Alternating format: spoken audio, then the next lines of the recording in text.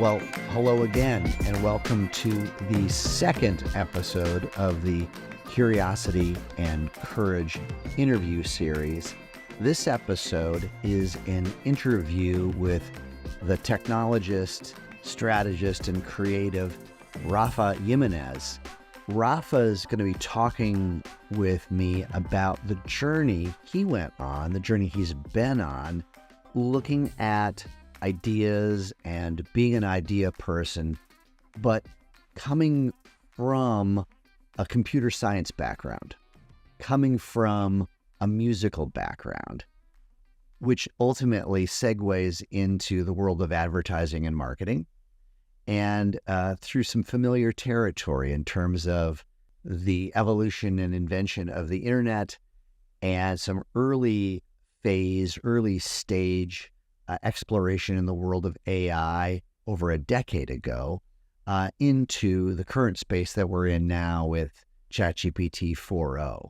Rafa is the CEO and founder of a company called Seenapse, which is a generative AI platform that helps strategists, innovators, marketers, idea people, helps all of us think in divergent and interesting ways about the problems that we're trying to solve. And so we go through a bit of a demo of the latest iteration of the platform. So with that said, here's the interview with Rafa and myself. Where are you? What city in the world are you inhabiting right now? I'm currently in Mexico City, but we're in the process of moving to Bilbao in Spain. Oh, wow. Okay. Other side of the planet, kind of. Yeah. Wow. How long have you lived in Mexico City? Oh, forever. Did you grow up there? I didn't. I grew up in the state of Veracruz in the Gulf of Mexico, Okay. but most of my adult life I've been living here in Mexico City. And so what is instigating moving to Bilbao? Well, firstly, that we got accepted to an acceleration program that was organized there. And the people who organized this program told us that the people in the Vizcaya government, which is the government of the province that Bilbao is in, are very keen on having people coming from other parts of the world and establishing their technology startups, and the things like tax breaks and stuff like that for attracting talents and people. So that's why we decided to give it a try and go there. Right. It's what entrepreneurs do, right? Yes. You roll with it. So give me a sense, thinking about, your childhood, was your family a creative family? I wouldn't say particularly creative, really, but I had the fortune to meet with some guys we shared the same passions for movies and for literature and stuff like that. Mm-hmm. And it was great because we started doing projects and just trying to do the things that we enjoy watching or enjoy reading, or just try to participate in some way in those things and not just be passive consumer, so to speak, of those things. And Right.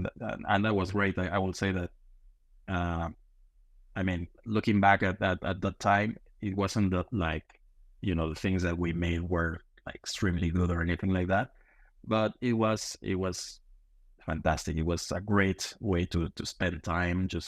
We did, for example, Right. a few stop motion movies and stuff like that, and it was very time consuming Mm-hmm. but it was great. I mean, it was great just spending time doing that kind of thing. Well, when you're a kid, and and we know this, right? You learn to create. You learn that, oh, I can make something that other people will react to, right? Right. And some kids walk into that situation and they go, "Oh, that's not for me." right? And some maybe they're interested in sports or some other but the idea of making an idea and Yeah. working through the hard work of test and fail, test and fail, and test and now they're smiling, right? Now I'm getting the reaction that I had hoped for. That's a really important life experience to have as an ideas person. Did your parents encourage that kind of behavior in you? Oh yeah, I mean, they weren't like, I won't say that they were very actively participating, but they were very supportive in the sense that, for example, my father was the one who led us his Super 8 camera for us to be able to shoot these things.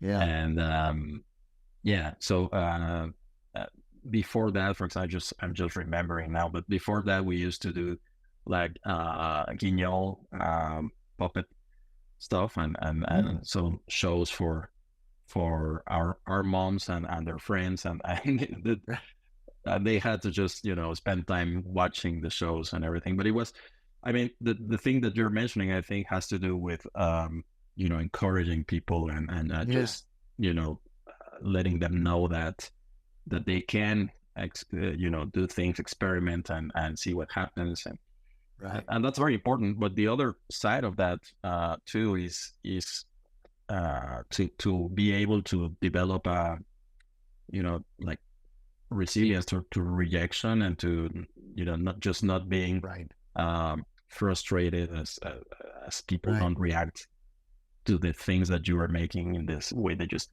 expected them to react.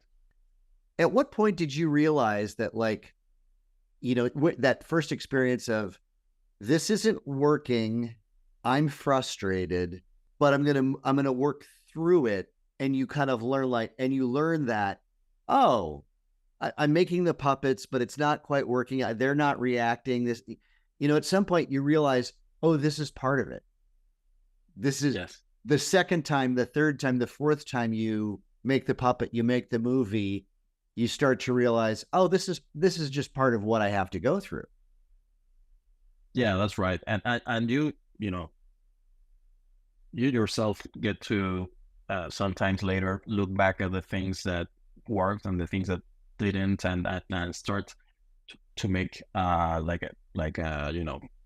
criterion or criteria for understanding what things are really connecting with people and are not, and everything. And it becomes obviously clearer in retrospective, and you learn from that, and you learn from your mistakes and everything. Probably not immediately, but just start like connecting the dots and trying to arrive at something that might connect with people. Yeah. So at what point did you kind of sense or realize that, like, I'm on a path, a creative path, and that, like, maybe I can make a living doing this, that there are people who are, decades ahead of me that I want to do what they're doing. When did you start to sense that there was a world of advertising and marketing? Well, that's a funny story, because I got into that world in a very strange way, because after I started doing these creative things with my friends and everything, I wasn't really very firm in my convictions that I should pursue that, and I was really worried about my financial well-being and stuff like that. And I was also into computers at the time, so I decided to just go to college and study computer science and do that kind of thing, and kind of put in the back burner the creative side. I kept on doing things like for example, writing short stories and stuff like that. And also, one of my friends and I started a techno band, and it was. What instrument do you play? Oh, the keyboards, but really, it was more about that's an interesting learning for me too, because in regards to technology, because for example, I wasn't really disciplined enough to learn to decently play an instrument, but I had ideas and I wanted to express those ideas. Yeah. And so at that time, synthesizers and MIDI and all those things were around, and it was very exciting. And so we just I couldn't really play live, but we programmed the tracks and do that kind of thing. And it was very exciting. It was the first time for me that I realized that I could use technology as an aid for trying to express what I want to express, and go beyond my limitations in terms of what I could do with my own hands and stuff like that. So it was very, very interesting that way. But that was like in the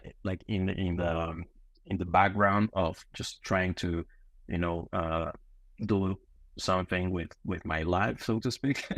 And so I got out. Yeah, I got out of college and I worked for a couple of years in a very interesting company that develops software for really big companies here in Mexico.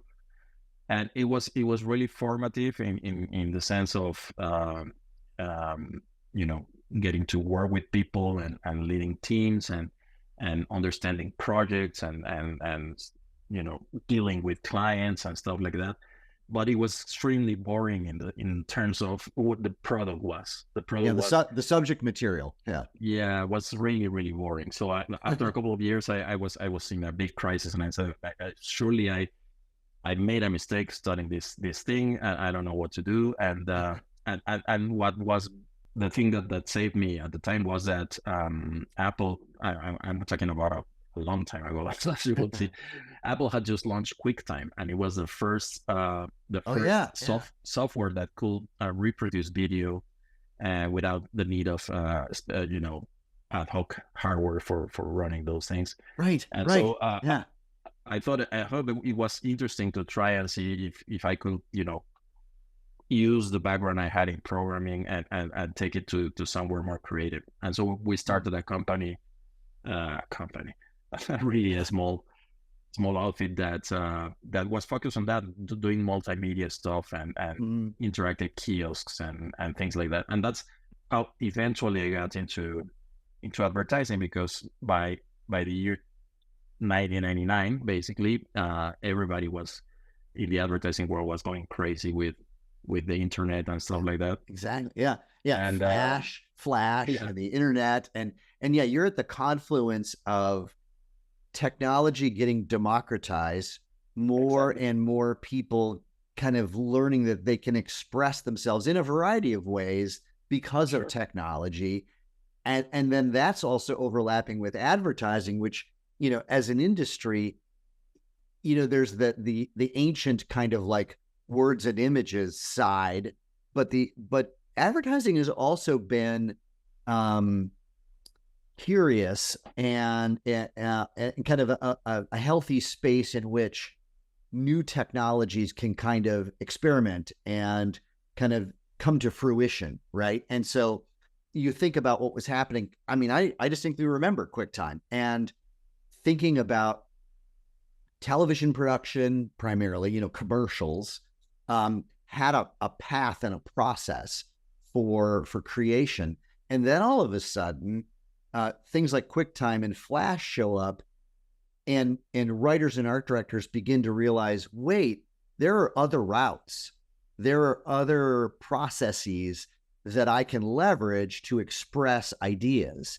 And I don't have to be constrained to 30 seconds on network TV. I can express my ideas on this new thing called the internet. And that disruption really affected, roles and processes and methodologies, and even the kind of the idea or the definition of, well, what is an advertising agency? Absolutely. And what is an idea? So you're coming into that, you kind of came in through the door of technology. How did you then, so talk about your evolution in the space in advertising in that time?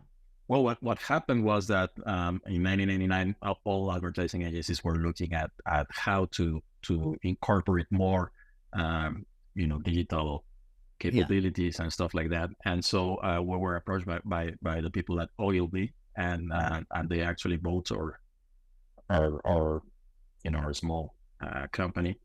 And so you're acquired by one of the great global networks, Ogilvy. Exactly. Yeah. Okay. Yeah. So we got to negotiate with the people from WPP who are really tough and stuff like that. Yeah. But it was very formative as well. And our little digital agency became Ogilvy Interactive and Mexico. And I was in charge of that for 5 years almost. And that was a time where I really got into deeply in touch with what advertising was.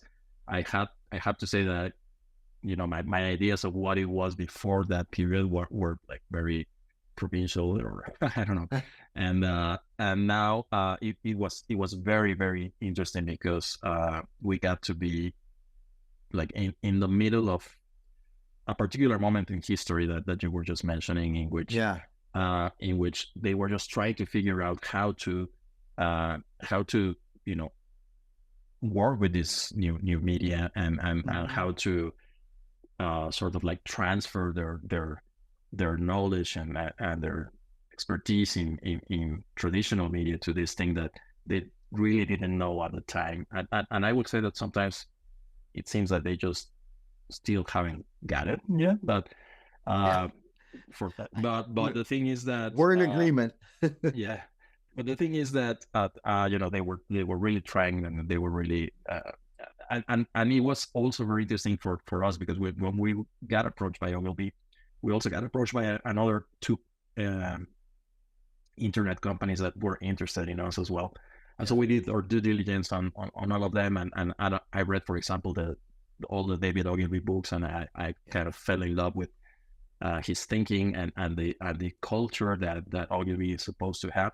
It was different when I got to work with the local people, but the interesting part is that they were, at that time too, they were like launching their thing called 360-degree. In order to try to amalgamate or incorporate everything. It's funny. It's funny to look back, right, at labels like 360, right? The sort of all-encompassing, and that from our perspective in 2024, to look back on 1999 and imagine you are a global advertising network. The culture is changing. The internet is arriving. What does all of this mean? And remember the words like integrated. The idea that an agency will integrate print and broadcast and this new thing called the internet. And so that, what should we call this group? We'll call it 360, and it's this means of kind of like saying, well, we're going to encompass everything. So you grew up and were trained formally in computer science, but you were playing music off to the side. So you had this blend of artistic aspirations and technical skill, and then you make the decision to merge with or be acquired by an advertising entity, a historic, iconic advertising brand. When you think about clients and you think about marketers, had you had experience with people making requests of you, sort of marketing requests prior to the integration with Ogilvy? Had you had, No, not really. I mean, the kind of work that we did before Ogilvy in the internet and stuff like that was more like corporate communications. Right. So making websites for clients and stuff like that. And also things like intranets and things like nothing that was like, customer facing, so to speak. Right. And so that was, it was a big change in the sense of trying to understand that world and how it worked.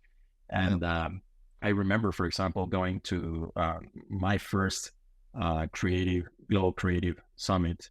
And it was a time when Neil French, I don't know if you remember him. Oh yeah, Neil, legendary writer. Legendary writer. He was in charge at the time of globally in creative in Ogilvy, and it was really, really fun to go and see how the rest of the creative team worked. worked Mhm. because it was basically all the ideas were judged in their print version. And Right. I got to understand why, because as Neil said, what it was like, if you can tell the story in print, then you can tell it in any other form. And I think Yeah. that makes sense. And he was like against having people pitch um, TV scripts and stuff like that, Mhm. because he said it was kind of easy to tell a story, even if it's in 20 seconds or stuff like that, as Mhm. compared to other media. And Yeah. so Yeah. that was like his litmus test for an idea. Mhm. And when I introduced myself at this meeting, I was trying to tell them that I was coming from a different world, and we valued things that probably, I mean, like, it wasn't clear where the creative concept came in as much, Mhm. Yeah. because it was about things like user experience and information architecture, and just making things that were useful for people, Right. instead of just trying to tell a story. And Yeah. there was obviously like a narrative embedded in this user experience design and stuff like that, but it wasn't like the same thing as a creative concept as the advertising world has. It wasn't the initial or maybe original core focus, because Exactly. you bring up an interesting point about that point in time when I recall, I was working in Boston at an agency, and you had people who were traditionally minded. So their concept of a concept, their understanding of an idea was it was words and visuals in some sort of combination. And that's Right. it. But the interactive space suggested that there were layers, that there was functionality, that the context of your interaction with the words and images, and the way in which it was delivered to you, the technology, was just as important, or and Right. oftentimes maybe more important. That sort of technical context might have been more important than just the pure words and images. And to your point, I still think people are wrestling with that. I still think Yeah. a lot of traditional, in quotes, advertising people struggle with the kind of inherent nature of how technology affects an idea. So how did Yeah. you how did you so you're in Mexico, you're at Ogilvy, you kind of come in through the technology door. How did your career evolve from 1999 forward? Well, basically, I learned a lot about advertising and marketing during those years. It also was a time of the dot-com bust, so Right. it became very, very difficult to grow in the first couple of years, 2000, 2001, even 2002. Yeah. Several things were happening at the same time that were not very positive in the world, and so we had this was also an important lesson, because when we got to Ogilvy in 1999, 2000, it was this exuberant moment in which everybody was betting on digital, and they were saying things like, you are the future, and instead of you getting like absorbed in our culture, you should try and mold the culture, and we were very happy with that idea. Yeah. But then what happened was that, after this dot-com crash, was that uh, politically, it was very interesting to see. But politically, the people who felt that they were being displaced by this new thing were like, haha, so you weren't really the future, and we are like, we're staying, and it was like a strange power grab those years. uh, and it was basically, I think those 2 years delayed the acceptance and the understanding of digital and everything, like for several years, because just because there wasn't a lot of business suddenly in that, Right. and that Yep. makes sense. and so that's what happened. But I got to learn a lot about these things, and by the end of my time at Ogilvy, um, I was named VP of planning for the whole agency, because they found out that I had interesting strategy ideas and stuff like that. So I found the role very interesting too. I learned a lot about planning and strategy and in the advertising sense, and I was happy doing that when the people from Yahoo in the US approached me, because they were about to launch a new division here in Mexico. That they made an acquisition in the search marketing space.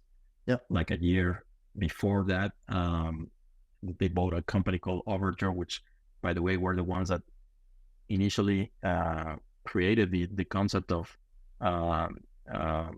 paid search results. Right. Then Google, just perfected that idea, and the rest is history. But then I was invited to lead the launch of Yahoo Search Marketing in Mexico. The portal already had an established business here in Mexico, but it was like a different thing. And so I thought it was an interesting challenge, because I've always kind of like been going back and forth between being independent and part of a company. Yeah. And I don't know if that has happened to you, but you tend to romanticize the other side when you're in one side, right? Like after some years, you just start thinking, well, it wasn't that bad, having these things, or having this freedom, or depending on whose side are you on. Oh, I'm with you 100%. I think about, there's that. I spent 9 years at one agency, and then went freelance for a little bit, and then I started my own agency. So I'm with you on that push and pull of, the grass is always greener, when you're right. Like right now I'm freelancing. And so back in this space, thinking and organizing my life and the work with that mindset. And of course it's like, oh, but when I was inside the company, there was a steady paycheck and Exactly. certain qualities of full-time employment are very appealing. And I have forgotten that when I was, inside the full-time corporate sphere, my brain was thinking about, oh, how great it was to have the freedom to explore and collaborate in interesting ways that are not allowed, or certainly are more difficult inside of that full-time environment. And so, as a creative person, as an ideas person, I think it's important for folks to try both, to move from freelance to full-time and full-time to freelance, and experience the different kinds of pressures that occur. My biggest kind of surprise when I shifted from freelancing and especially working inside of advertising agencies to in-house. So I was at Land O'Lakes here in the United States, and I'm now working for a corporation, 100-year-old, organization. And the thing I noticed most of all was that time just slowed down. Yeah. When you're at a freelancer, I think that's where like time moves the fastest, and the energy levels are sort of the most frantic. And they're definitely, even more so than inside of an agency. I mean, agencies are definitely fast moving organisms.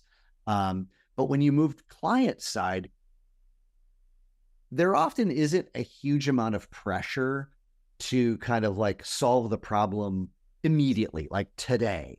You and I remember, like, whether you're at Ogilvy or Arnold or wherever, BBDO, it's like the problem needs to be solved in the next 2 hours. Like our lives depend upon it. And then when you're on the client side, it's like, oh, I remember jumping into a project in my first like month at Land O'Lakes. And I've got all of this, agency energy to solve the problem. And someone pulled me aside and said, you have to realize the rest of the people, have been working on this project for 2 years. Oh, their pace is not my pace, right? And that's I think one of the things you get to learn when you shift from, freelance to agency side to in-house, or even from a technology focus to a marketing focus, or a marketing focus to a creative focus. Oh yeah. So I want to explore. So you came up through computer science. At what point did you come to understand that there was this world of artificial intelligence, or the term artificial intelligence? When did you first encounter it? Well, basically back in college, because as you know, it's a very old subject from the Right. 50s or something. Right. But back then it was so when I was in college, it was like the second wave of artificial intelligence, and it was like looking at the thing called expert systems, in which the thing there was that the expectation was that you were going to be able to codify, so to speak, the experience of people, and have these expert systems that you could interact with and get answers to stuff and things like that. Yeah. It fell flat, and the second AI winter started, Right. and it was there for many years, and then what happened was that back in 2013, 14, if I'm not mistaken, Right. it started to blossom up again because of new developments, particularly with machine learning and later with deep learning. And Right. and I was at this point in time, I was on the camp that thought that machines could never be created, Mm. and that you know we as a species were very very special and had this talent and stuff like that. And machines were clearly not there. But I had like my moment, like Saint Paul in the way to Damascus moment, in the sense that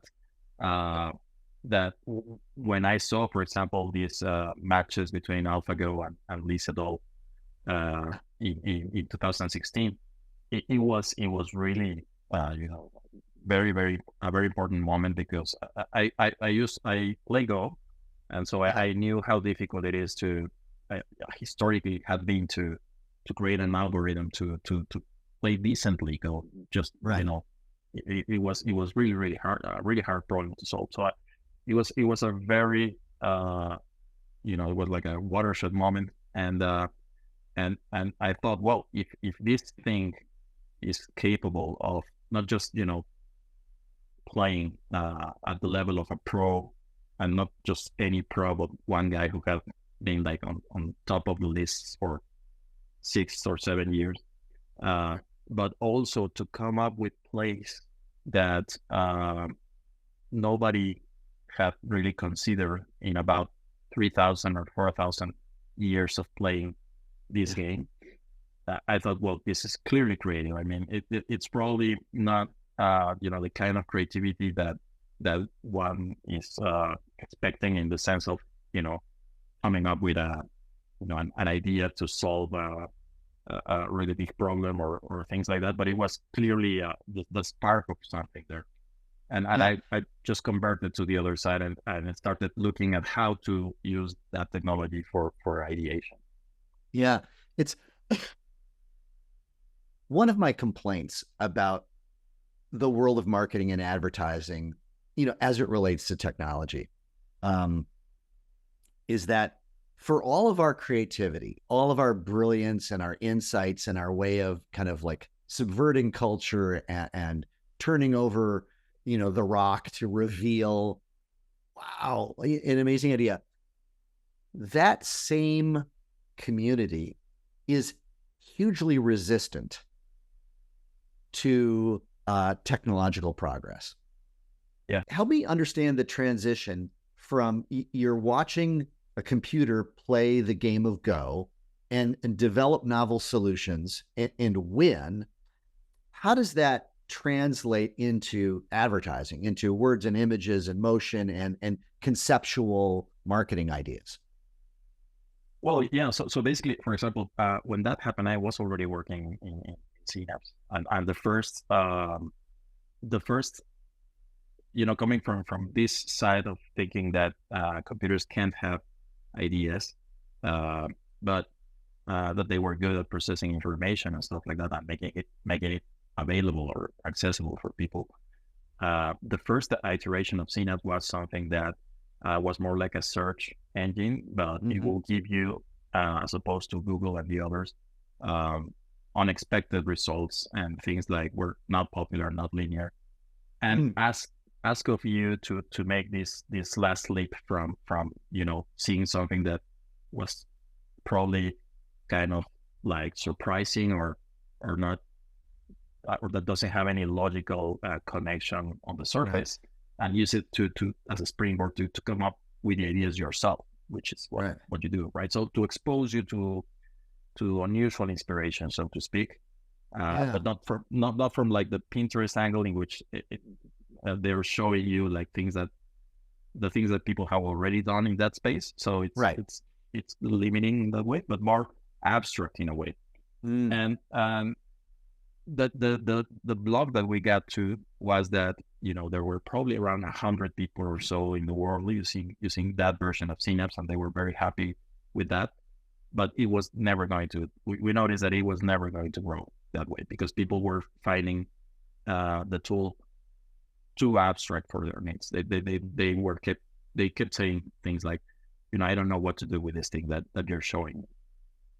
And so we started to think of ways of bridging that gap and making sure that people got something that could be actionable, or that they could lose something with that in a more, in an easier way. And we were researching these things when that thing with Alpha happened, and so we, I started thinking, well, maybe these things can be creative. And I just need to understand how the technology, that type of technology works, because it was very, very new at the time. So what I'm hearing you say is that Seenapse as a product is more than a decade old? Around a decade, yeah. Yeah. And so talk to me about the evolution of kind of product market fit, in terms of the way that you've conceptualized it, and then you've worked with a variety of different audiences with the market to kind of figure out optimally how can this function. Yes. So well, the vision was always kind of the same, which is like trying to give people a tool that will help them to come up with more and better ideas faster. I noticed from the years on working on advertising and with creative people that the process, as is very unpredictable, and sometimes an idea can arrive in a few minutes, and sometimes it can take weeks or never arrive in time, at least for the deadline and stuff like that. So you have to like settle for something that is good enough, but it's not the greatest thing, and stuff like that. And everybody's kind of frustrated about that, and everybody's overworked, and sometimes they're burnt out, and I thought, well, we should have the possibility, as I did before, for example, with the music, of using technology to be able to work more productively and better with this kind of thing. So, but it turns out that the vision wasn't really, it wasn't doable with the things that the technology that we had at the time. And what we had to do was to, from this version that was, like search based, to the version that is using generative AI and stuff like that. There were a few years of just not, letting the project be dormant and wait for the pieces to be there, because it was never going to work in the way that a technology startup is supposed to work, which is to grow really fast and to acquire users quickly and stuff like that. And because the only way that we found those years to bridge the gap that I was telling you about in, taking the output of that version of Seenapse and converting that to actual ideas was to have people participating in like people who understood the way that the system worked, Right. and were trained on that, participate on that. And so it became sort of like a hybrid between a technological tool and a service. And Right. services are not really scalable. And so we were kind of like stuck there.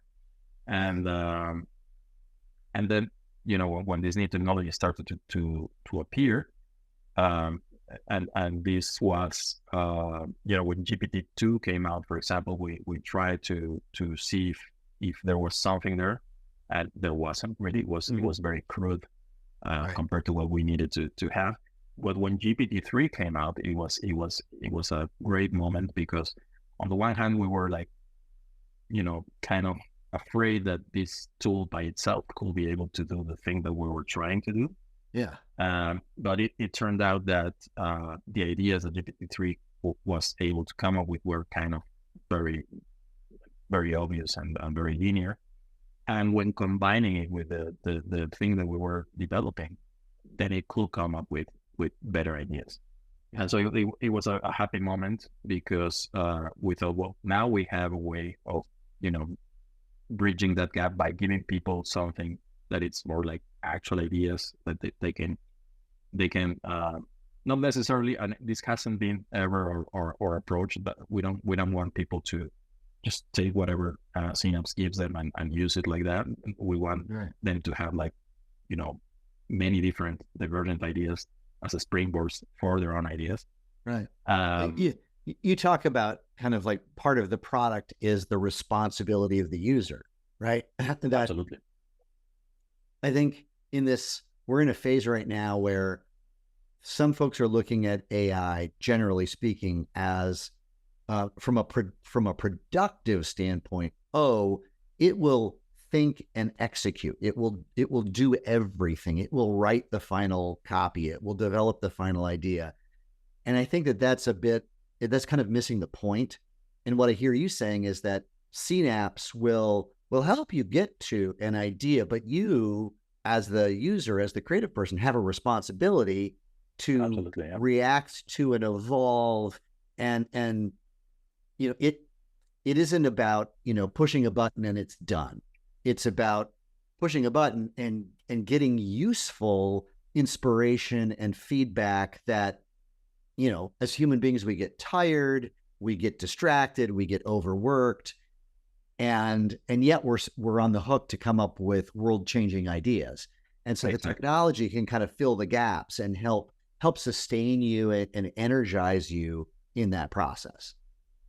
Yeah. And in the same way that, for example, this AlphaGo example that we were talking about, it's true that, and this is, the reason behind when we started building this thing is because we observed, this is a very, very obvious observation, that when you are brainstorming with people, what you're doing is basically you're exchanging mental associations that you make on the spot, because you say something that triggers something in my head, and this connection that I just made based on what you said is connecting that with things that I've read or lived in the past and are there in my brain.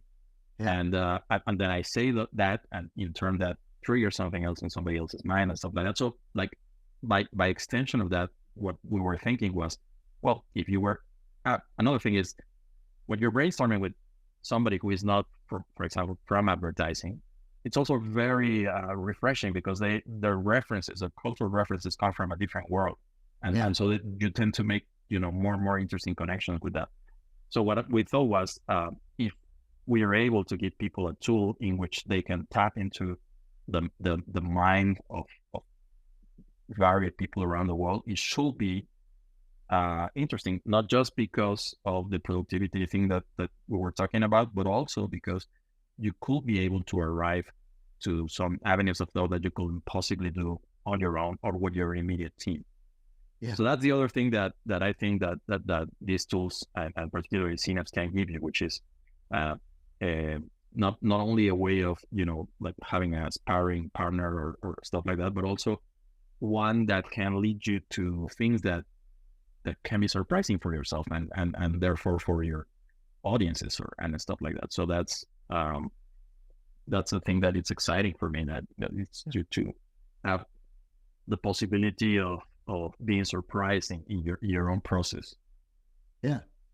Well, so give me a demo. I'd love to see, since you know all of the nooks and crannies, why don't you, if you could, share your screen and kind of give me a sense of how Seenapse, maybe we can we could try it through a couple of personas. So we could try it as I'm a strategist. And so from your background, I'm at an agency, I'm working on strategy. And then maybe we can try it from a creative perspective. I'm a writer or art director. And so I'm under the gun and I'm trying to develop ideas. Let's try it first from, as you mentioned, from a strategy perspective, for example, or let's say like trying to solve a problem from a business standpoint or an opportunity standpoint and stuff like that. So when you get to Seenapse, you work with projects like you do in ChatGPT and many other tools. And so, for example, it gives you a couple of options here: brainstorming or brief. You can click on any of those or directly answer. Let's say that we want to work with a brief. It asks you for the brand or person or institution we're working on. Let's call it Brand Co. And Brand Co. There you go. That's the name of the company. Let's just say we want to grow our customer share in new markets. Should we specify what kind of business is Brand Co in? Sure. What do we imagine? Let's just say Brand Co is in healthcare in the US, and we help make people healthier with products, nutrition products, and services. And now, who is the target audience for this initiative?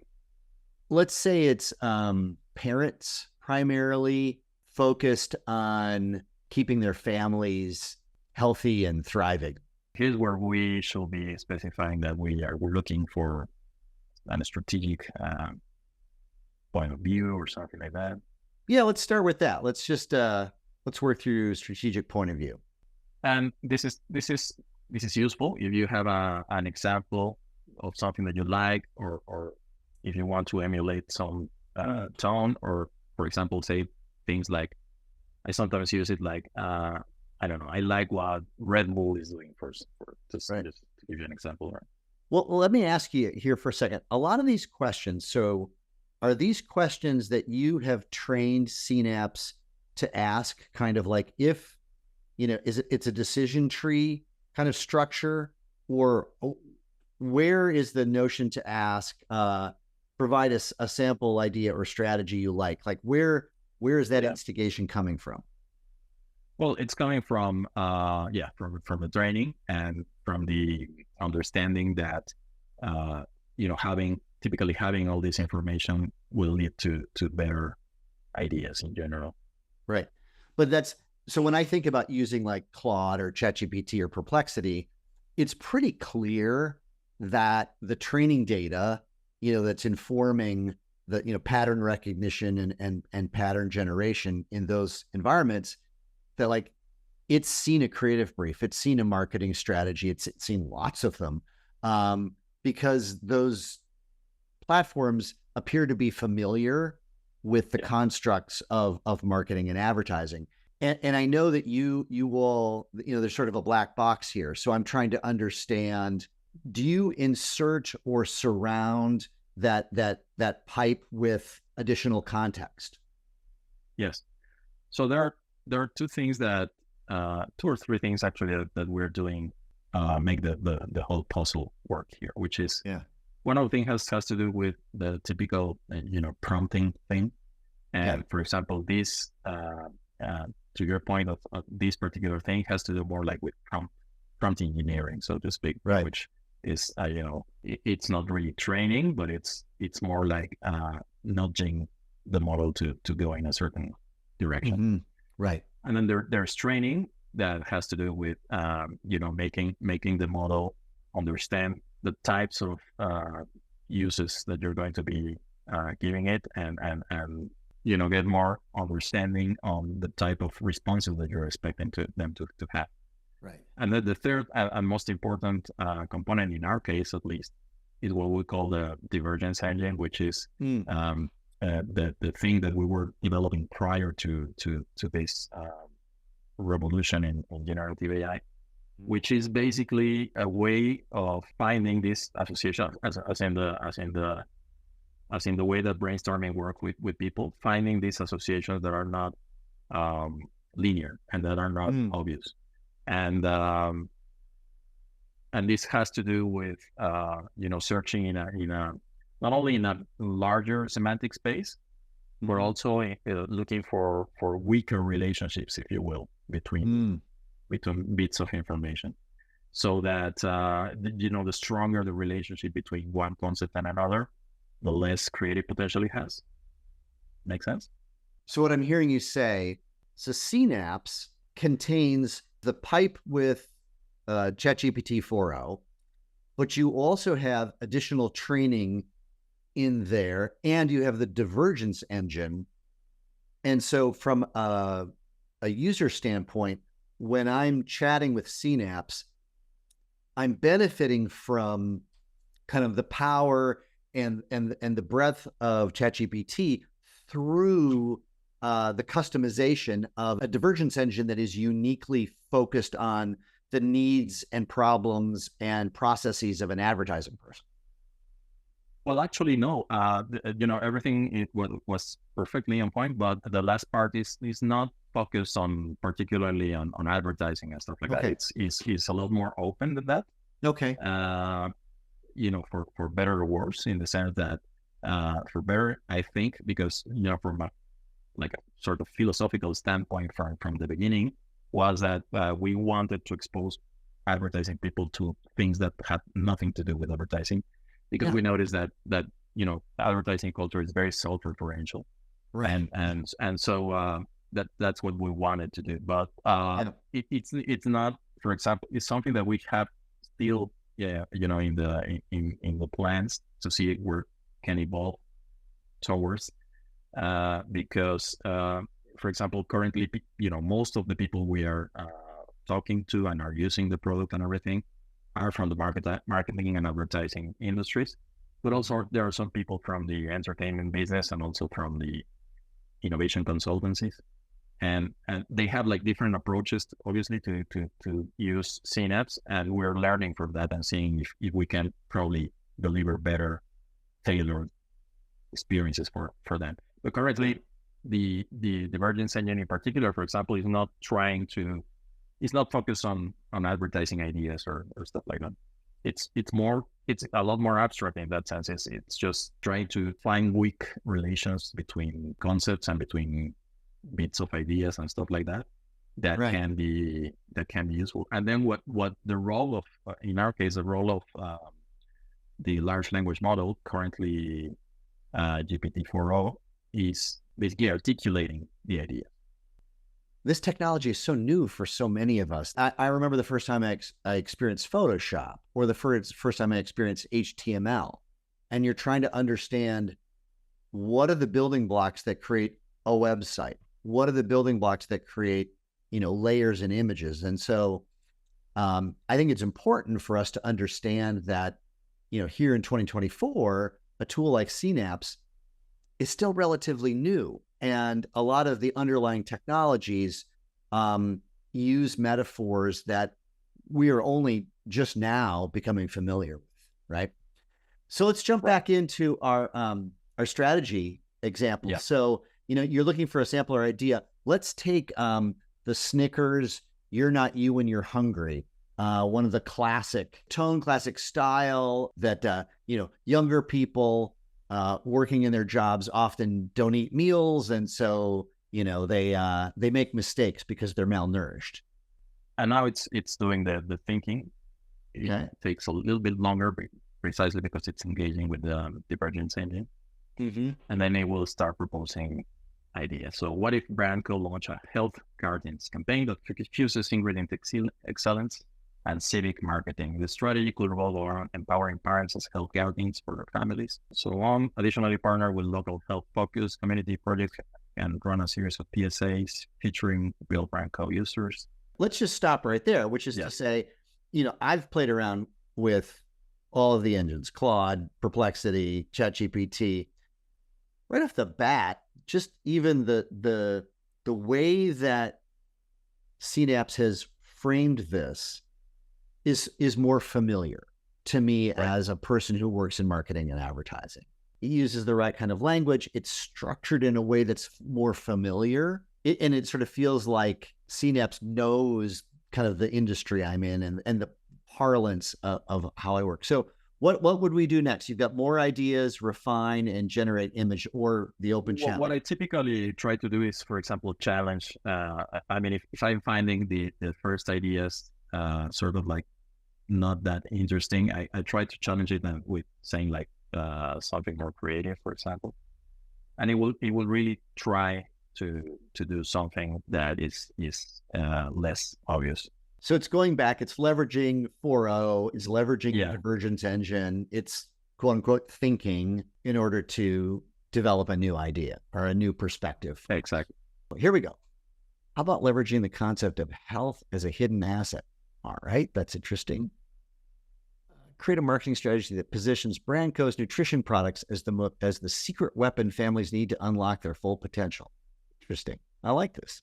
With mobile app with personalized health coaching for kids, inspired by Kerbo to complement the product offering. Yeah. All right. Let's just say, you've already got two ideas, which, from my perspective are like pretty good, right? There's like something there, right? There's something that you could chew on, something you could work with, right?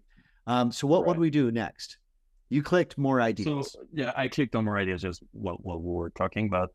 Basically, the thing that you can do is take the opportunity to direct it in some way, right? So saying things like, okay, what probably not about this, but more about that, and stuff like that.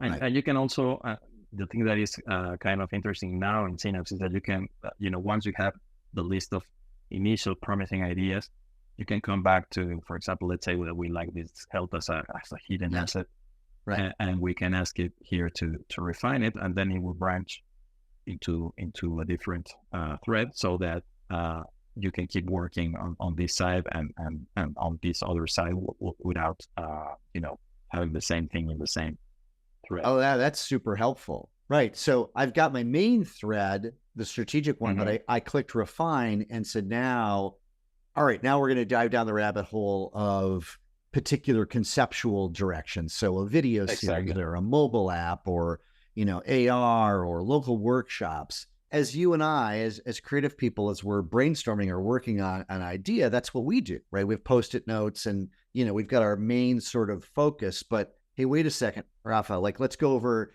that bus side idea or that Coachella idea, Exactly.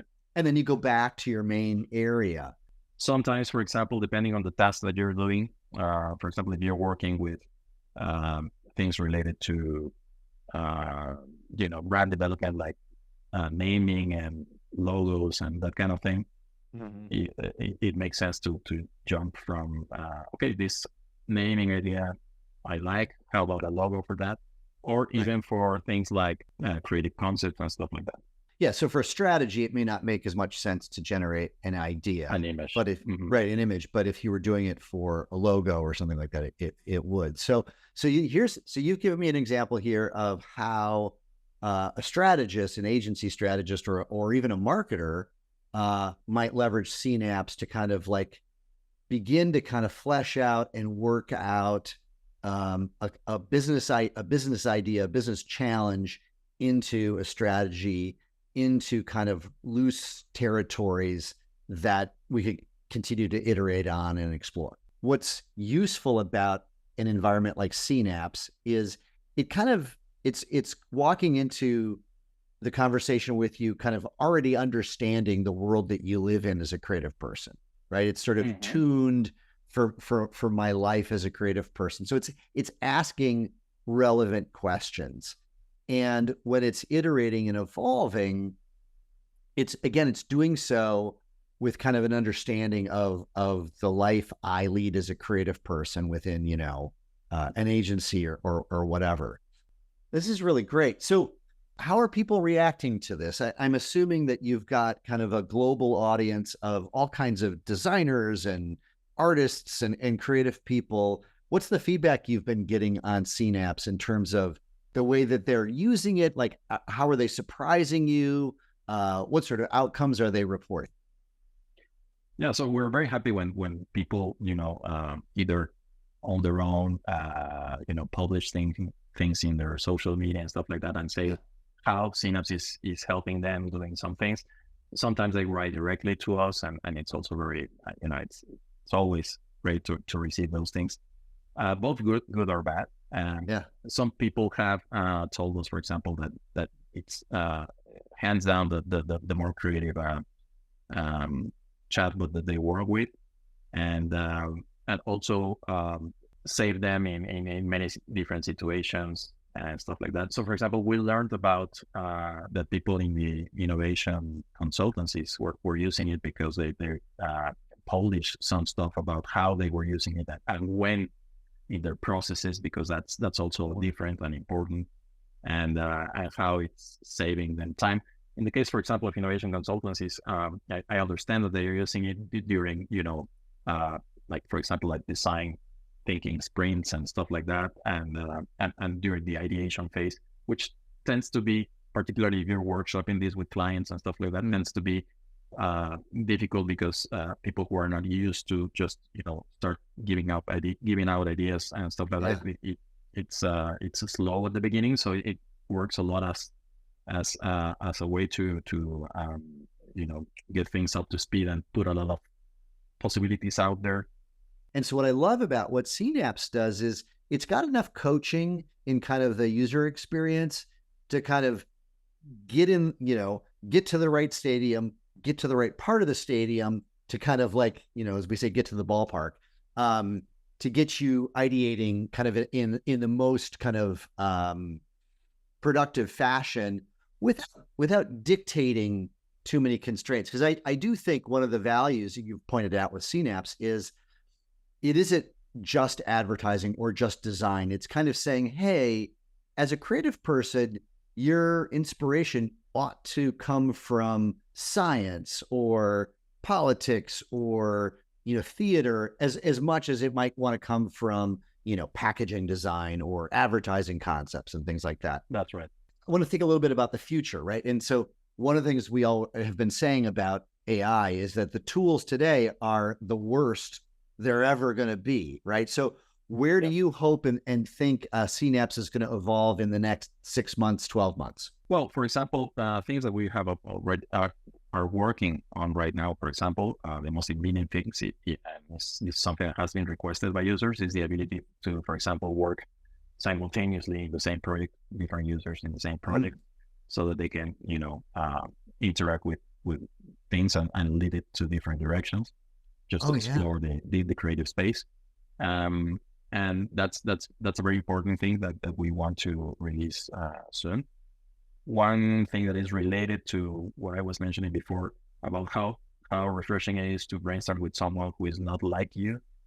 One of the things that we are also working on is try to precisely understand better who you are and what are your your cultural references and stuff like that, so that we can surprise you more.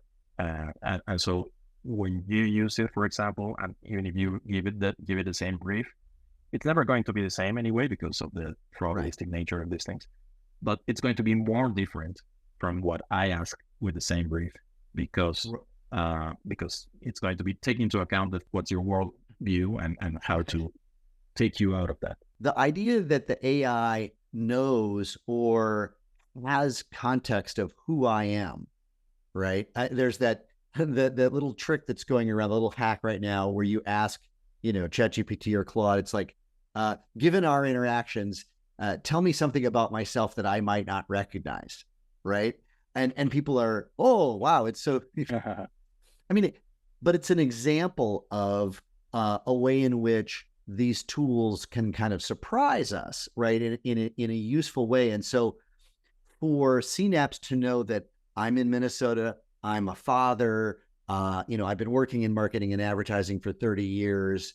I'm a musician, that, my youngest son's in a wheelchair, that information might help Seenapse give me perspectives and context that would be more useful or more surprising. I'm curious what you think about the iterations of AI outside of or in combination with Seenapse, and where do you see the nature of being a creative person evolving when the tools might be able to kind of leapfrog our imaginative processes? As we mentioned, this is surely the dumbest versions of these systems that we're going to be having. Another thing that I just remember was this metaphor by Brian Eno, who says that he likes to work more with the concept of creatively, more with the concept of being a gardener than an architect, in the sense that the architect creates a blueprint and everything is already pre-planned and knows exactly how the final product is going to be based on his designs or her designs. Mm-hmm. Whereas the gardener just put some seeds here and there, and then the thing that emerges from that is surprising even to them, right? To the gardener. Right. It's not like something that was already preconceived completely. It's something that and I like that because it's like you are putting the seeds for possibilities, like opening stuff for possibilities, and these possibilities might not be clear in your head, but then they start emerging and they start being in dialogue, so to speak, with you as a creator. So instead of just having like maybe the arrogance to think that you can plan everything and visualize everything like perfectly from the start, it's just being in this constant dialogue with your tools and with the things that are happening in the context and in the world and everything, and see where it takes you. And that's, I think, very exciting. I think it's not. Yeah, that's the world that we're heading into, right? That is the new context of being an ideas person and being a creative person, is less about dictating and architecting a controlled outcome. And to your point, being more of a gardener who instigates seeds and is, watering or pruning or trimming a garden. And in a way, it's helping all of us recognize kind of new definitions of creativity, new expressions of what does it mean to be a writer, a designer, an innovator, a creator. So, Rafa, thank you so much. This has been awesome. I'm so thrilled to see where Seenapse is going and to hear that journey has been a long one, and that it has evolved through the ebbs and flows of the advancements of technology. Good luck to you. Thank you so much for your time. And thank you, Tim. It was Seenapse a pleasure. is amazing. Thank you. I really enjoyed this talk. Thank you. Wow. So are you an architect, or do you fancy yourself more of a gardener when it comes to the world of ideas and the world of creativity? What a great interview. Rafa, thank you so much for your insights and your courage. It's so fascinating to see how a platform like Seenapse evolves over time and looks to achieve product market fit. So I love the notion that we are in a constant dialogue with the tools that we use as creative people to see where they may take us. Thanks for listening.